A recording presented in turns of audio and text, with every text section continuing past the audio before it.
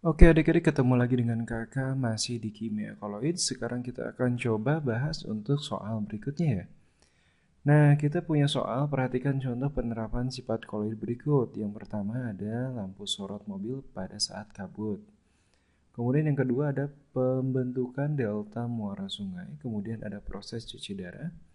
Kemudian gelatin pada es krim. Kemudian ada pemutihan gula tebu adik-adik ya.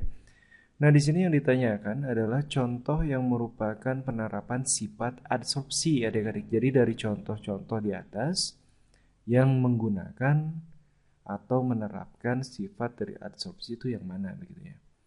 Baik adik-adik, kita akan coba bahas untuk soal yang ini, tapi seperti biasa sebelum kita bahas kita tulis dulu di sini apa?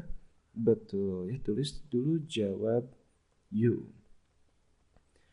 Oke adik-adik, kita akan coba untuk menganalisis opsi-opsi yang ada, ya pilihan-pilihan yang ada. Ya jangan lupa bahwa di sini yang diminta adalah sifat dari adsorpsinya adik-adik ya. Nah, kakak di sini buletin aja lah.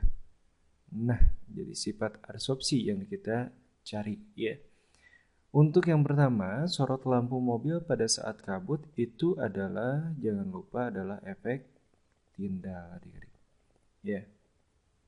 Jadi kemampuan koloid untuk menghamburkan cahaya yang melewatinya ya. Nah, kemudian di sini yang kedua, pembentukan delta muara sungai.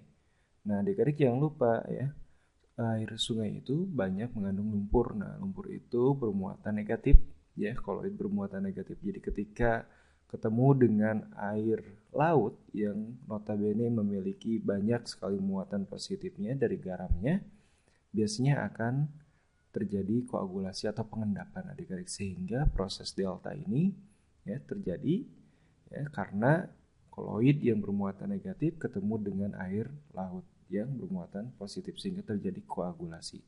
Jadi untuk proses pembentukan delta itu adalah, jangan lupa, adalah proses koagulasi atau sifat koagulasi. Begitu ya.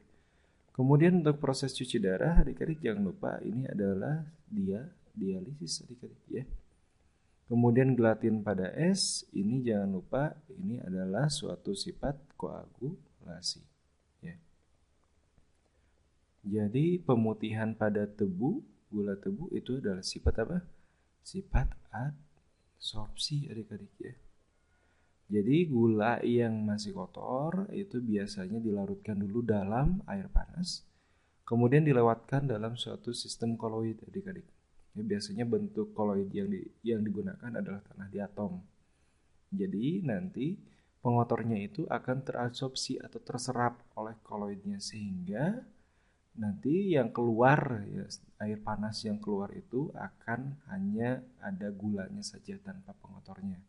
Karena pengotornya yang larut dalam air panas itu nanti akan terabsorpsi oleh tanah di atomnya atau sistem koloidnya. Begitu ya. Jadi di sini yang kita cari adalah sifat adsorpsi adik-adik. Nah, jadi di sini jawaban dari nomor ini adalah E adik-adik. Ya. Jadi adik-adik lihat bahwa yang diminta adalah sifat adsorpsi dan pilihan di atas yang merupakan penerapan penggunaan dalam kehidupan sehari-hari untuk sifat adsorpsi adalah pemutihan gula tebu ya. Baik adik-adik, bagaimana, sudah cukup jelas? Jika sudah cukup jelas, kakak cukupkan dulu sampai di sini dulu ya. Kita ketemu lagi di soal berikutnya. See you then. Assalamualaikum warahmatullahi wabarakatuh.